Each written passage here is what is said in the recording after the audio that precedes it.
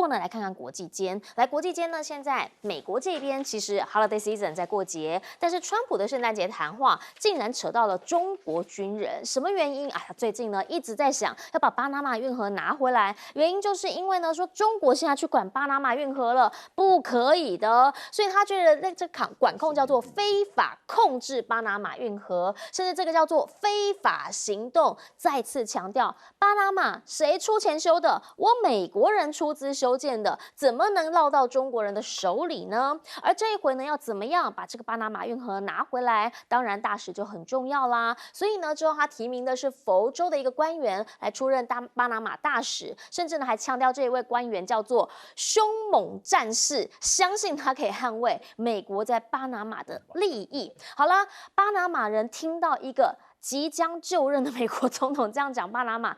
好不欢喜嘛？所以大家走上街头了。看看这个画面，巴拿马人呢，他们现在不但走上街头，甚至呢直接来到了美国大使馆前抗议，烧他们的这个国旗，而且呢还有把川普的海报、照片通通给他烧光光。他们说，巴拿马运河本来就是在我们巴拿马这边，就是我们巴拿马的，什么拿回去，这个太说不过去了。好，但是呢，川普想做的事情，基本上呢，大家都知道，任性王很有可能会照干。他的儿子呢，现在甚至还发了这么一张图，叫什么？这个川普呢，好像他是在滑这个购物车哦，里面有什么样的一个内容呢？里面包括了加拿大，包括了格陵兰，包括了这个巴拿马运河，说这一些呢，他们都想买，真的是有钱就是任性。那你会问，格陵兰要买来干嘛？最主要原因就是因为在极圈这一边，那基本上呢，现在用于部署军事的基础设施，他们在这边呢，其实有一个空军基地，还有太空军基地，这边都是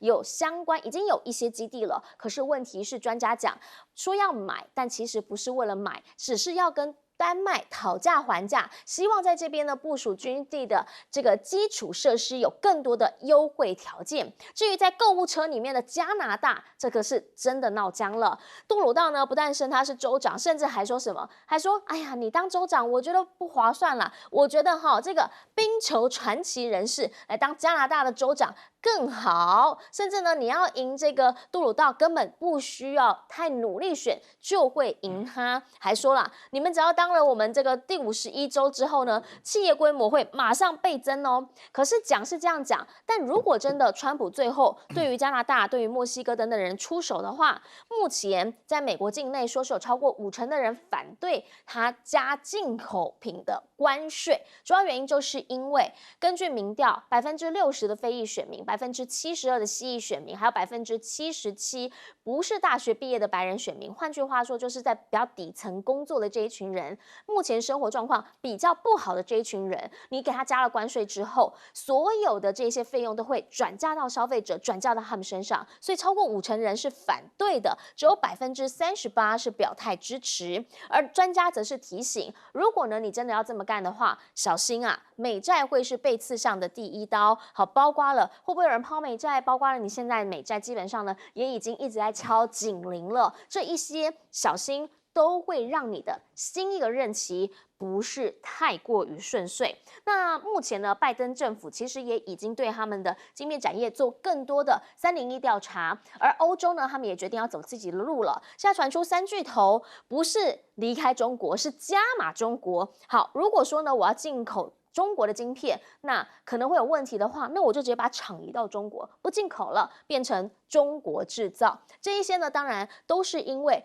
供应链的关系，都是因为在商场上头要把成本弄到最低的一件事情，而不是只有美国你不让中国买，是中国现在告诉你说我们不能去买美国这么一件事情呢，是让美国半导体行业协会直接讲说，确实人家现在已经可以做到独立可控的半导体行业了。如果他们真的不再买，然后说我们的不可靠、不安全的话，他们其实是有些不安的。毕竟啦，华为 Mate 70的晶片100%国产，明年呢，于陈东讲会有更厉害的，你想都是不敢想的产品会持续的出现。而现在呢，为了要争夺 AI 的霸权，美国有人出来讲了，说要放一个 AI 曼哈顿计划。当年的曼哈顿计划呢，是研究有关于核武的，现在要做 AI 的曼哈顿计划，表示什么？大量举国之力，就是要把 AI 拼到世界第一。与此同时，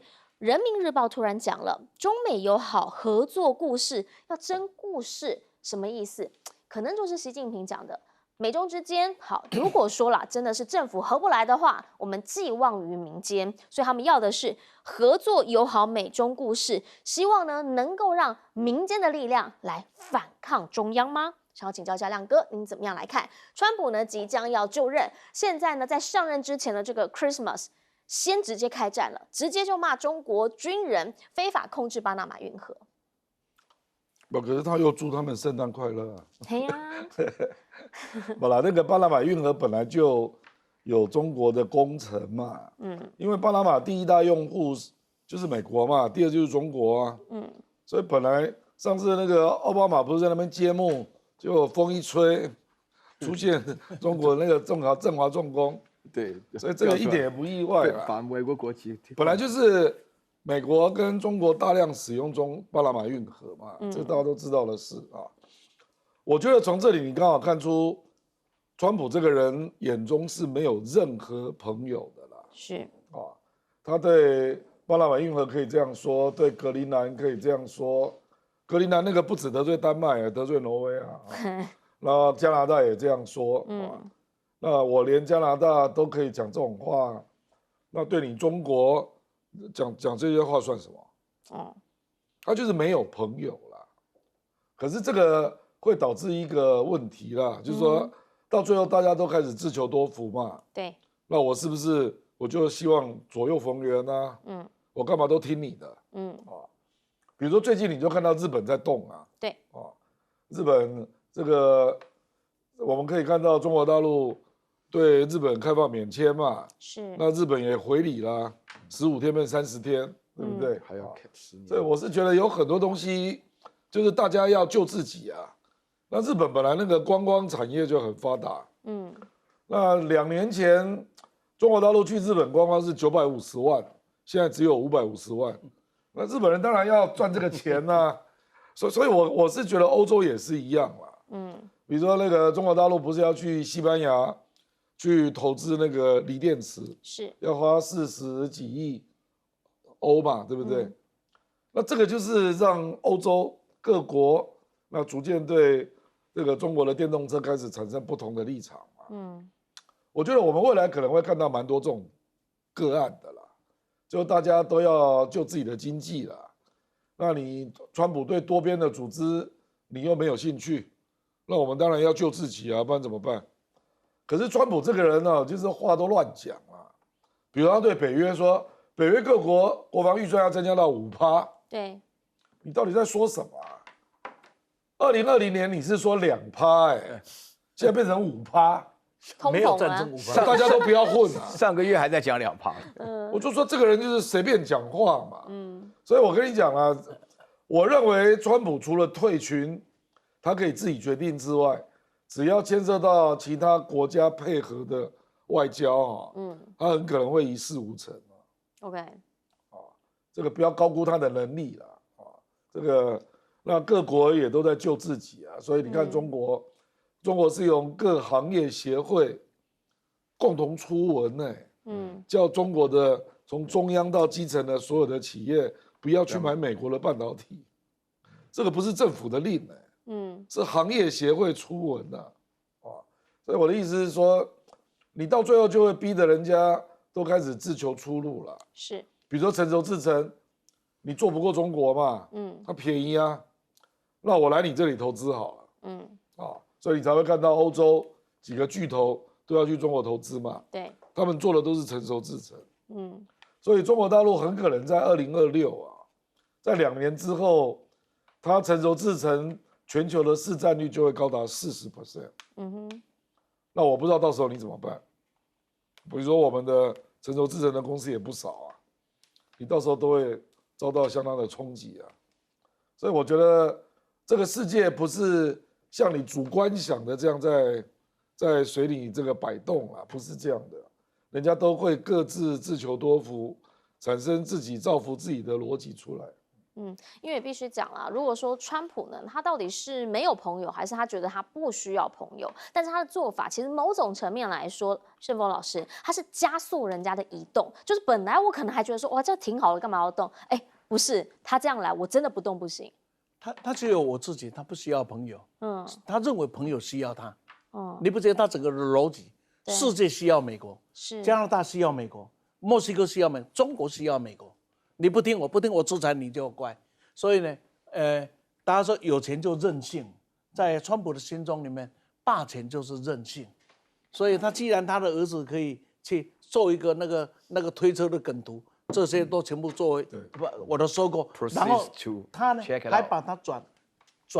发，就是这个很好啊。这种霸权就任性哦，这等于私下可以开玩笑的事，他是给公开化，这一种就是霸权就是任性。已经成为他心目中的一个内化，成为他内中的一个价值。那他现在用的这些人，我们常常觉得说什么右派啦、鹰派，不一样，跟他一样是美国霸权就是可以任性的人。所谓的鹰派就是我可以干什么嘛，我能干什么嘛，不你是别人做 OK。那我们就来看呢，像巴拿马，至少巴拿马中国军人从哪来我是不知道，但是我知道李嘉诚是经营的巴拿马的码头。前后2个码头，而且经营的相当大啊。那是不是这个就归为中国？那么再过来，你看当时在99年要达成说巴拿马的运河要完全归给这个巴拿马的时候，美国在这当中也曾经做了一件让大家很奇特的事啊，那就是布希啊以扫毒为名去把诺瑞加总统啊，直接抓走，抓到监牢里，就把军队开到人家的总统府，然后用那个大声公啊，弄到你受不了，把他逼出来，然后抓着上了直升机送到美国去审判。这种事谁干得出来啊？只有美国干得出来，那谁可以忍受啊？也只有中南美这些国家可以忍受的。可是你觉得1999年可以忍受，今天2024年？人家还愿意忍受吗？1999年的时候，全世界只有你最大。现在到2024年的时候，发现你不再是你最大，而且你这个大正在滑落中。但是霸权的任性啊，让他为所欲为。我们再来以晶片的例子来看，你只要去了解今年在这一个深圳所开的半导体的这一个展览会啊，所有去过人心里大概都很明白。原来中国大陆的布局是很清楚，所有你美国的全世界的晶片产业里面，从细小的零组件开始，到这一个光刻机等等，到你所谓的像台积电这样的一个纯代工的一个技术的厂，它全部都有对应的厂商啊。比如说我们举一个大家比较熟悉的好了啊，这边有台积电，它这边就有中芯国际啊。虽然两个是有距离。但是最起码你有的我也都要有了，而且这个有它时间是可以赶上的。现在就讲成熟制程好了，现在所有的成熟制程里，大概不久它就是掌控全世界的市场。本来中国大陆半导体的进口，它是比能源还多现在它已经从纯粹进口国，它已经变成了相当大的出口国，已经大到其他世界公司也必须到中国大陆来设厂。为什么？因为产业链它慢慢把它建构完整起来。所以最重要的一个例子就是 Meta 60开始，华为开始，到底芯片从哪里来？到现在还在猜，是中芯代工的，或者是他自己生产的，到现在没有定见。这告诉你，美国假若仍然继续要用这种压制，而不会面对它的成长，也不会面对世界成长的事实的话，美国是会付代价的。是金教院老师怎么看？川普真的是又笨又坏大家要了解一件事情我参观过北约总部就在布鲁塞尔，我在那边住了10几年美国为什么要成立北约我告诉大家一个非常重要的原因美国那个时候亲眼面对于整个共产主义、社会主义的扩张美国是一个资本主义国家他没有办法说服了他自己的老百姓他还讲了曼哈顿计划。曼哈顿计划的时候，做原子弹出来的时候，人家斯大林根本不觉得说杜鲁门跟他讲说，哎，我们用的新武器，斯大林没感觉啊。斯大林说，我对于丘吉尔没有连任倒是有感觉。那说明什么？说明里面的话呢，左派的科学家早就把资料送到美国去了。美国感到非常可怕。你以为美国在50年代冒出麦卡锡主义是没有原因的吗？美国感觉到他竞争不过了，所以说那个时候要马歇尔计划，让欧洲拉住盟邦，不要让社会主义扩张。当然了，我必须强调，美国很成功，但是美国成功的过程，它是有自己的目的的。现在川普讲的啊，都是我们对你好啊，而且他自己的儿子啊。也非常没有水准的，拿着主权开玩笑。你要了解啊，不能够侵犯人家领土，是2次大战后你们的唯一的大家奉守的信念呢、你在开玩笑啊，对不对？你认为吃定巴拿马人啊？人家国家小，但是不能够被你随便乱搞啊。加拿大人那个杜鲁道真的是特别没出息啊！我天天在等他发表一个意见啊。加拿大应该学日本人妈切腹自杀呀、对不对？你知道吗？加拿大人，我认得的加拿大人都很看不起美国人，你知道吗？我以前留学的时候，我认识很多 French Canadian 啊，他们都是魁北克那边人啊，他们觉得自己有文化、有特色，而且又是这个基本上够白的。那我不晓得加拿大人怎么能够容忍这种气。川普在那边玩这个杜鲁道已经玩多少次了啊？什么州长啊什么的，就讲这种话，简直是不堪入目。所以我另外要强调啊，我觉得啊。我这下子突然又觉得对欧洲人恢复信心了啊！欧洲人本身呢、可以乱讲话，做起事情来还是蛮有弹性的。现在3家公司，意法半导体啊，这个施智浦半导体，还有这个英飞凌半导体，都是代表荷兰的、德国的，还有意大利公司。意大利公司都不要讲了，那个在意大利怎么能够生产半导体？生产法拉利还可以啊，大家喜欢设计啊，半导体多辛苦啊！他们到中国当然投资啊。当然要投资中国啊！中国有市场，中国有工程师，有人才，中国本身有高效率的政府，为什么不投资？人家的话呢，美国讲的话呢，大家不要有一个观念，我认为说什么晶片就一定是台积电跟三星，那是高端晶片。人家的一般来讲的话呢，就是你扫地机器人什么里面的成熟制品。美国这种做法上来讲，除非你让欧洲的半导体要生存，那不到中国去哪里啊？好，其实呢，我们要必须理解一件事情，就是当这世界上面有持续在变动的时候，大家就必须要理解一下，因为这跟以前可能逻辑、游戏规则都不太一样了。那目前呢，在这整个地球上面，2场战争还没有完全的结束。那有关于乌克兰战争呢，现在传出这个跟它有关系吗？这是昨天呢发生亚塞拜然的航空坠机，38人死亡，32人幸存。但是到底为什么会发生这一起空难事故？说法非常多种，有一种是说呢，是不是被鸟击了，被小鸟攻击了？但是呢，你透过这个照片看起来，上面有很多的破洞，大家觉得说不太像是。那后来呢，俄罗斯航空的监管机构呢，他们讲飞机其实曾经有3次尝试的要降落在车臣，但没有成功。而他们现在觉得啦，如果说是这样的话，有没有可能是被乌克兰的无人机给攻击了？因为呢，你看看当时的这个画面，当这个掉下了氧气罩了之后呢，他们就发现了，其实好像飞机上头已经出现了破洞。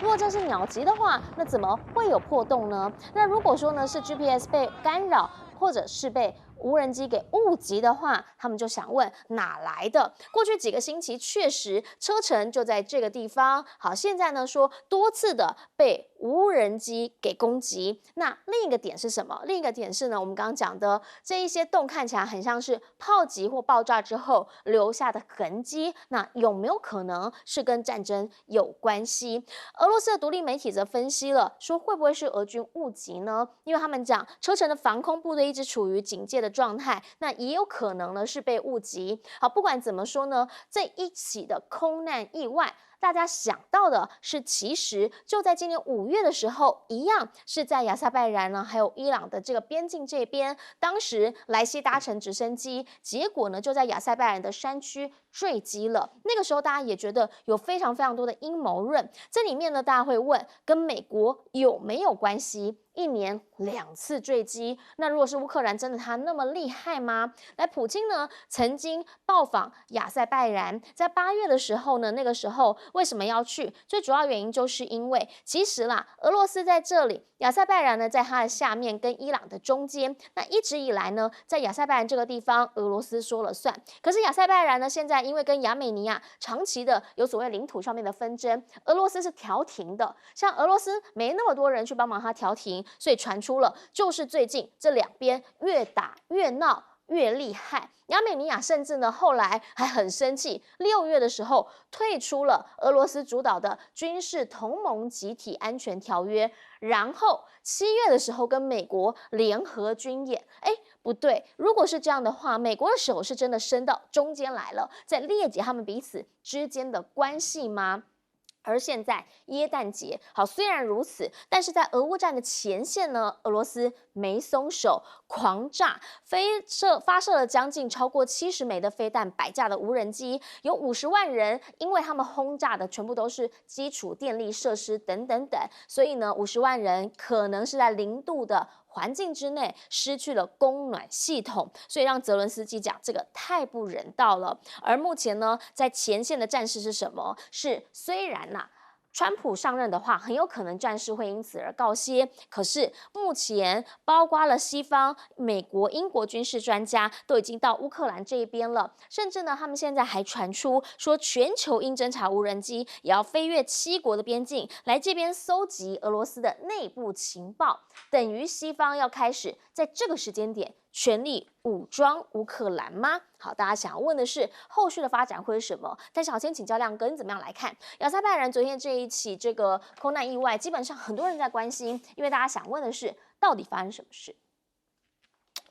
这个真实的原因我们无法判断啦，因为它可能进来的外力蛮多种的啊。这个不过就是说这个地方的地缘政治的冲突啊，是因为亚塞拜然从土耳其买到了无人机嘛，那上次跟亚美尼亚打仗的时候就取得优势嘛，那因为亚塞拜然是伊斯兰，那亚美尼亚是基督教，所以他自然就认为说俄罗斯你应该帮我啊，可是俄罗斯那次并没有介入，所以亚美尼亚就因为这样就跑去找美国嘛，就是这样，就美国的力量是开始是这样进来的，可是美国到底介入多深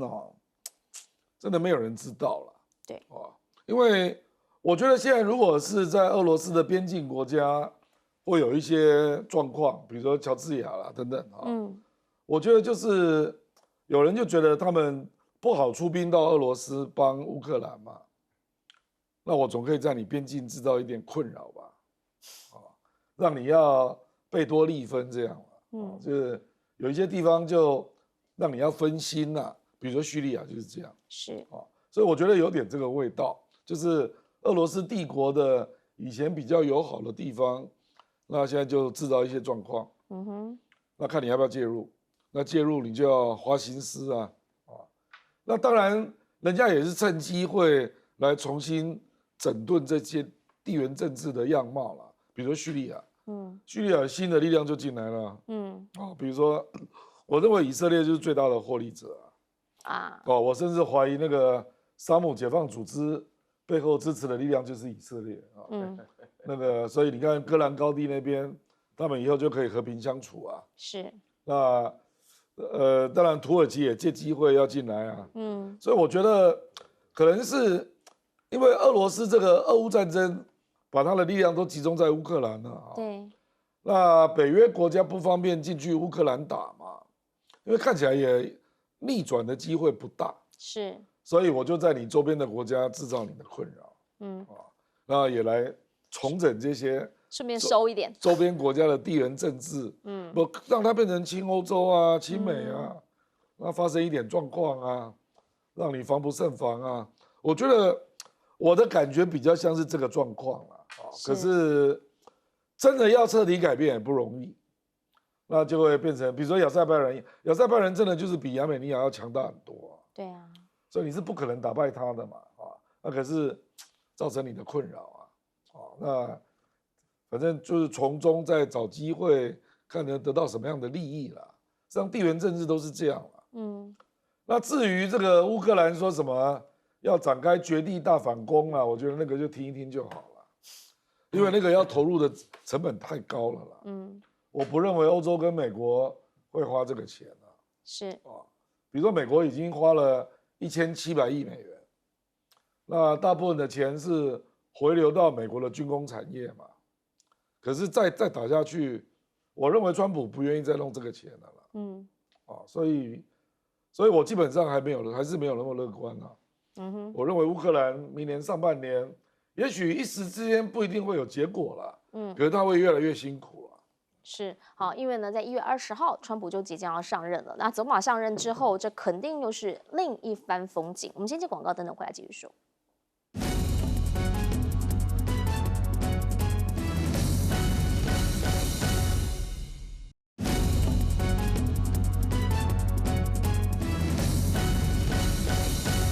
我们刚刚说到这起飞机失事，让大家想问的是，到底跟美国的力量有没有关系？毕竟最近这边确实比较乱一点。请教盛峰老师。这样子啊，这个美国要自我想一想，为什么世界发生这种灾难跟悲剧，大家第一个想到的跟美国有没有关系？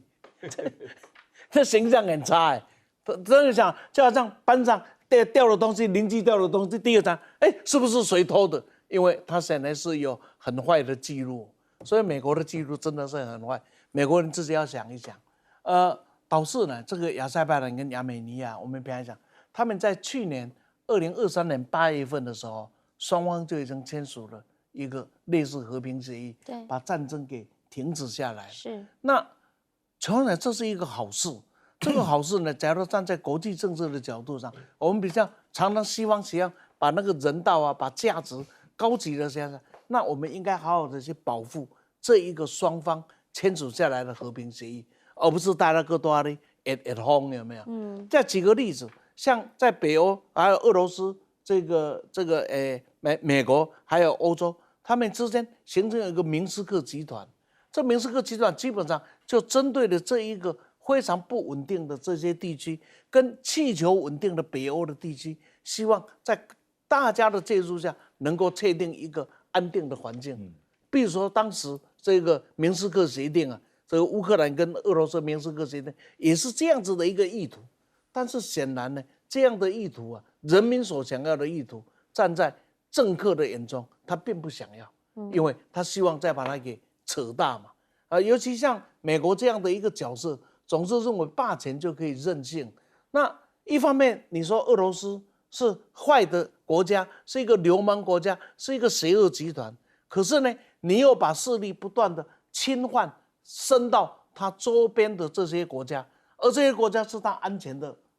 象征之一嘛。因为谁愿意让这一个不安全来到我的国家？就如同当年苏联要把这一个导弹放到古巴的时候，那美国是准备要开干的。你怎么可以在我的古巴来做什么？那既然你不愿意人家在古巴来做什么，那你为什么要把这个手伸进到亚塞拜然，伸进到这个亚美尼亚，伸进到乌克兰，伸进到整个的俄罗斯认为生前安静的地方呢？所以在这里啊，我们真的重新要思考美国了。我觉得台湾对美国太好了，也不可怀疑，谁怀疑美国，谁就卖台，好奇怪了。好，我们先进广告，等等回来，请岳老师帮我们总结。好。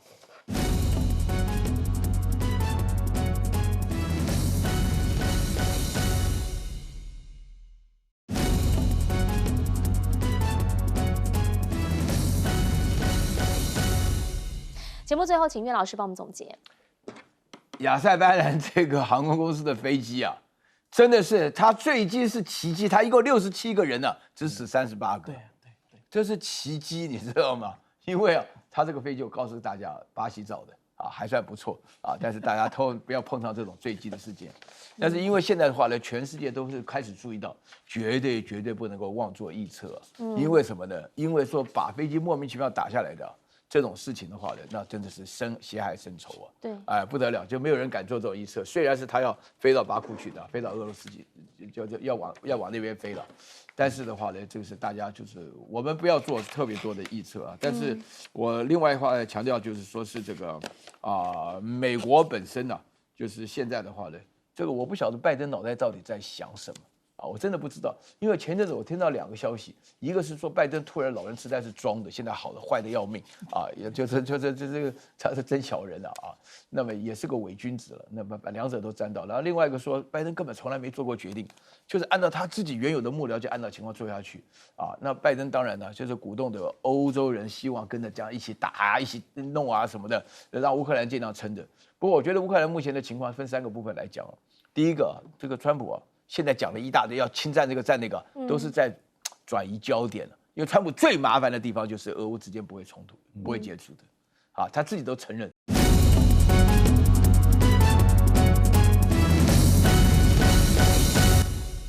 大家午安，我是陈燕莹，欢迎来到新闻大白话。接下来这1小时国内外大小事，要用您听得懂的话说给您听。现在介绍这1小时来宾，首先要介绍是耶鲁政治学博士郭正亮，大家平安，简立伟、李顺峰，主持人好，大家好。还有台大哲学系教授苑举珍老师。燕英好，各位观众朋友大家好。好，等等呢，晚上的时候不知道会不会开庭啊？不过现在呢，说这个庭审的法官呢是已经出来了。柯文哲今天到底呢会不会再被续押？不知道。但是呢，他今天正式的被起诉了。起诉书里面好多的内容哦，现在到底怎么样来看待这一些内容？因为大家问的是一个证据力的问题，但是里面很多情节像是什么，譬如柯文哲期许李文宗变成一个大账房，而且呢变成刘太英，说有 LINE 的对话记录曝光，里面特别提到了让他去拜访林文渊啊，说林文渊是阿扁的刘太英，所以呢我们要有经验的人，你要跟他好好学习，跟他拜师求师就对了。好，甚至呢还跟他讲说，不管以后啊，我们虽然没那么多资产可以让你管理，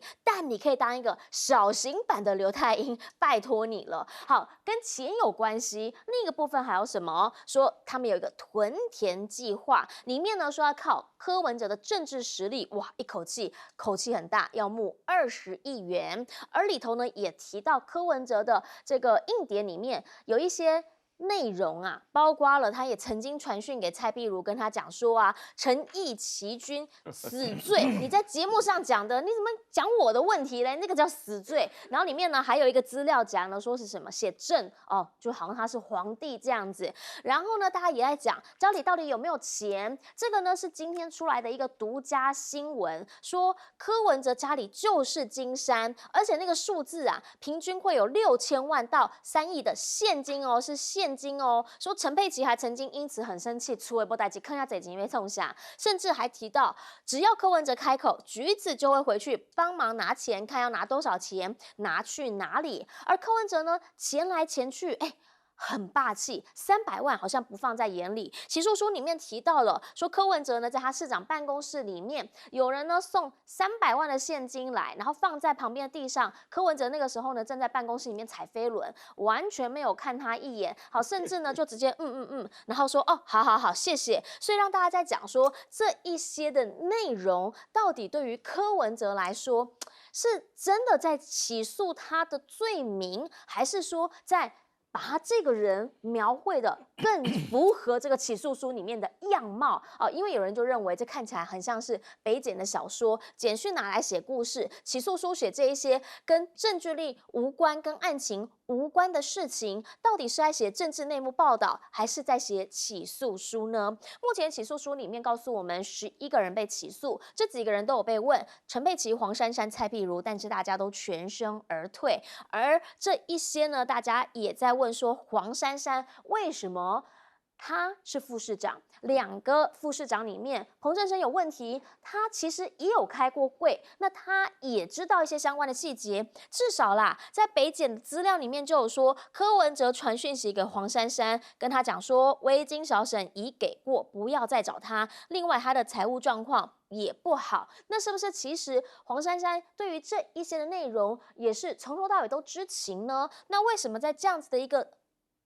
版本里面，他不算是共犯呢？柯文哲现在呢是被求刑28 8年半，算是一个重罪。好，所以呢，马上看到图派直接冲到北检里面放鞭炮，很开心，说断中共的黑手。好，可问题是呢，在小草的部分下说呢，已经有人要开始集结在这边门口，因为呢要来为柯文哲做声张。而黄国昌呢，现在也跳出来帮柯文哲讲话，但吴思瑶就讲啦，啊，你不是说他如果有收钱的话，你就会跳出来批判他吗？你们现在还继续带风向，在骗小草吗？沈波阳则讲啦，民粹方式的吼叫不是解决问题的方法，所以呢，他们就是好像都认为啦，现在呢讲什么，反正已经被起诉，已经求刑28.5年了，这真的就是后续的发展，3、5年内基本上柯文哲都得面对，而这个可能就会削弱他的政治光环。所以也有人在问，现在的这个起诉时间点有没有可能就是因为要为2028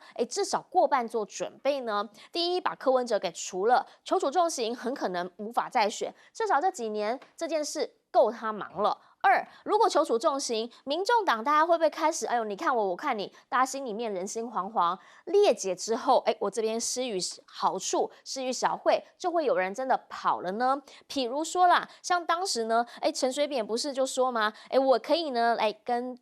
宋楚瑜来和解，那提供给他一个职位啊，或是给他一个角色啊，彼此之间呢，把这个盘给做大啊，又或者呢，抗中保台现在持续的推，基本上呢，今天总统府他们还做了一个闭门兵推，要讲的就是什么防卫韧性委员会现在要开始做各式各样的演练，要衔接呢这个汉光演习进行前导演练等等等，这一些呢都是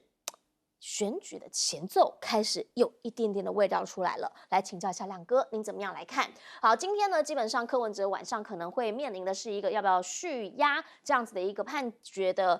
审议庭。那但是呢，在里面的起诉书里面，真的有一点点像小说。我觉得有一些去讲他跟幕僚的一些谈话，那是为了宣传作用啊。是，就是要做人格的抹黑嘛，让你知道说这个人不是你认知的那样，他就是真相是这样，所以他犯这些罪我是合理的推论啊，因为坦白讲，北检有很多地方都是用推论啊，比如说他说柯文哲有收那1500万，他也没有证明啊，他是怎么推论的呢？他说 Excel 那个档里面其他的人都查证了。都说有捐那个钱，因为他大概列出大概10个名单嘛，我是觉得判一个人刑责啦，就是贪污罪，可以用这样的逻辑吗？就你又没有，因为沈清清也不承认，应小薇也不承认，然后你用一个 Excel 档，说上面的人名啊，说有人300，有人400，有的人200，对，每一个人都承认了，啊1500这个不承认，所以他是说谎，可以用这样的逻辑吗？而且我刚刚事实上在第1个小时我也讲过了啦，就是他这个查不到金流，查不到现金，只有 Excel 档，用这样来论证啊，用这样来判15年，坦白讲真的第一次看到，啊，而且里面有太多不符合逻辑的部分啊，比如说应小薇总共拿到5600万，那到底应小薇那个钱是分给谁啦？北检有说明吗？黄锦茂有拿到钱吗？彭振声有拿到钱吗？都委会的委员有拿到钱吗？那如果应小薇都没有去做这个图例上的一些关键人事的运作，就给钱呐，那怎么光是柯 P 一个人这个案子就会过啊？因为这个案子还是要都委会表决啊，那他又不是都委会的主席，那请问这个案子是怎么过的？所以我觉得他如果对都委会的实际运作的细节都不做解释啊，这个就是坦白讲，就是很多人当然不能够接受了。我现在讲的是金华城案，是，我没有讲到其他的啦。那至于北院会不会续押，我觉得因为本案还有很多其他的东西啦。光是有一些案还待查，这个就可以构成续押的理由。可是我认为，就金华城本案来讲，那个证据真的是太薄弱了啦，太薄弱了啊！那至于民进党，就有人一下推论啊，说这个是不是对2028有利啊？对，民进党真的是啊，高兴太早了啦。我跟你讲，我也认识不少民众党的人啊，是，他们首先爆发的可能是让你2026年的地方选举全军覆没，就先报仇再说啊。你去看谢国良的案子嘛，谢国良罢免案是让民众党是支持谢国良的啊，是，所以你去想一想台南市长吧，赖清德你的林俊宪搞不好就会落选嘛，因为搞不好他们就故意去支持谢龙介。高雄市长搞不好他们就故意去支持柯志恩，就让你难看啊。那你赖清德如果丢掉高雄市或台南市，你党主席还保得住吗？所以我觉得这个太早高兴了，所以独派送北检这个太奇怪了啊！你就是看那个把政治看得那么简单啊，才会不知道你自己的问题在哪里了。事实上，以我对民众党的了解啊，他们或者是报仇，或者是不投票，几率都更高。OK， 不可能投给民进党啦，你不要做梦了啦啊！而且再怎么样，2028民众党还是会推人出来选嘛。所以我觉得民进党真的是高兴太早了，更可能是迎接到2026的全军覆没了。好，基本上呢，在今天这个起诉书出来之后呢，网络上就有非常多的讨论。一直要请教一下盛峰老师，您会怎么看？因为很多人是认为啦，如果说呢，以法律层面来说，起诉书讲的应该是法律，应该是证据力。可是里面看到很多呢，都是跟他的简讯有关系，他如何跟部属说话有关系，甚至他的硬碟里面存什么样的资料档案有关系。但是到底跟金流的关系却看不太到，您怎么看？这样子啊，这个整本起诉书我没有看完，那约略的片片段段看，所以这个时候去评价起诉书啊，到底写得好不好？这个呢，我没有办法在这里做评断。是，但是有一点很重要，这起诉书怎么写是一回事，怎么讲？因为到法院的时候，你的证据力才是一个重点。对，也就是说，起诉书只是代表你检察机关的一个看法，而且从我看到的片片段段呢，看得出来他的手法是采取先斗臭再斗垮，先把这个人给抹黑了再来斗垮。也就是说，他先塑造一个新政，这个新政呢，在我看起来，与其说是给法官的新政不如说是给社会的新政。你不觉得吗？就是说，对法官来讲，他的新政，他一定是有他的经验法则来确定。就你的证据虽然不是很完整，但是从我办案的经验里，这样子的一个推理是可接受的，这会构成对案子有利或是不利于被告的新证。那么呢，显然现在这一个我至少我看到的片片段段的字眼里面看得出来，他是想建构的是社会对这个谁的新政对柯文哲的新政。说柯文哲是一个很贪的人，而且贪的不少的人，而且你看他那个企图心是很大的你看呢，就要把谁比作刘丹点，他就是要构建这样的新政。这个东西呢，就是从某一个角度来看，检察官把自己的法律角色缩小了，把自己的政治性角色放大了。那么在法律里面要判你有罪无罪，不是你这起诉书怎么写，是你起诉里面所提的证据能不能在法律经得起考验。所以在法院里面一句很有名的话，有罪无罪不是有没有真正有罪，或是不是真正的无罪，是检察官所提供的证据能不能确认他是有罪。因为到了法院了嘛，法院是一个证据法则嘛，然后对于被告来讲起来，我能不能提供相对的证据来证明你所提的证据是错误的。所以这个时候的证据的攻防战才是个重点。那么因此涉及到贪污就很简单，现在他只有建构出他有动机贪，或者他有一个怎么样子，一个环境会贪，他只建构这个。至少我现在还没看出贪污里面最重要的金流在哪里，金钱在哪里，这是蛮重要的。我贪多少钱，那个钱到底藏在哪里，或在哪？你能够说出来？还有金流，这个钱是从这里到这里是怎么样子流到这里来的？我是没有看完，但是显然这一点好像没有办法对社会做太多的交代，是不是这样子？等到看完以后再说。但是看得出来，他就是想抹黑，然后呢，用新政在社会来建构大家认为这是一个坏蛋。判他有罪是应该的，但别忘了，在法律不是这样干的。法律是证据能认定他有罪吗？所以有罪无罪不是真正有罪或真正无罪以外，是法律能不能证明他有罪，证据能不能证明他有罪，这才是一个重点。是，请教岳老师怎么看？我听到前面2位对政治都有所涉猎的前辈啊。他们对于这个整个案件呢，都抱持了明显的怀疑的态度啊。我觉得这个怀疑的态度呢，就是一个悲哀啊，是一个民主退步的悲哀啊。为什么呢？因为啊，这个行政、立法、司法是我们最后一条防线。我必须要跟大家在这边讲，司法跟伦理一点关系都没有，伦理是天性，就是说是这个举头三尺有神明啊，这个是伦理。但是司法的话呢，就是我们盛峰委员讲的，就是说你证据到哪里，你才能够说哪里的话。所以说呢，按照这种情况来讲呢，我觉得你不用看那100多页了，你去听那个检察官讲19.54秒的，大概就听完了啦。啊，我很认真的听完。我听了以后呢，我觉得呢，首先我要强调一个概念，这个法律本身在民主社会当中啊。它不应该是专业人士，任何人凭直觉就能够判断的。像美国的话，去考法律师很容易，千万不要说在美国律师啊，我回来多了不起啊，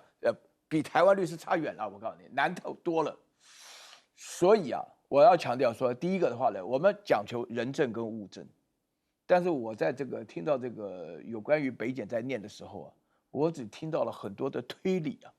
比如说，它里面讲它有个 USB， 然后 USB 里面呢发现了一个 Excel 档案，Excel 档案里面呢有很多话呢，我觉得呢基本上4个字：捕风捉影啊，就是说，哎，你这个那个，然后里面还有一段话你这也用到了，说啊，小沈最近财务状况不好啊，我在开玩笑啊，我这印象当中的话呢，所以说我觉得他是要有先成立一个，先这个要让人家感觉到他有罪，就是说北检有这个嫌疑，就是说他在整个。在介绍的过程当中的话，让我们感觉到，就我问到我很多学生的话，我很多学生当小草的非常失望，觉得完了，台大医学系毕业的都这个样子了，那更不要说哲学系的了啊，就这样子这种态度啊，那这个是第一点。然后第二点的话呢，整个社会也采取这种自由新政，就社会当中因为人家都在讲，哎呀没办法，只要是在管理是外省人、台湾人，统统贪污了啊，就这种一竿子打翻一船人啊。然后我觉得说，我们的司法最后一道防线了，就看我们的法官。现在法官压力很大，为什么呢？因为啊，他们完全不了解啊。我们在这边呢，在台湾把这个法律系搞成专业了，搞成专业以后啊，大家会觉得说，只有我懂，只有律师才懂法律，其他人的话，我律师要你生就生，要你死就死啊。这种环境不得了，不能住啊！你光健保好没有用啊，你司法也要好啊。你现在柯文哲整个案件当中啊，我这边所看到的内容当中，说实在话，检察不公开啊，我们光这个里面的内容都很多已经干涉到整个司法的影响，所以我自己本身作为一个大学教育工作者的话呢，我也不会妄作评论的。但是我是感觉到说，你如果说是没有办法拿出证据、物证、钱，你哪里转到哪里，转到瑞士，转到纽约什么啊，然后追出来啊，然后跟他通润啊，让柯文哲自己的话呢没有办法解释的话还好。那现在的话呢，通通都是。你说是小说，我说是故事了。其实讲起来的话呢，也就这么一回事了。好。但是呢，其实这件事情在今天晚上可能会有更多的进展，也希望大家呢能够持续锁定我们的频道。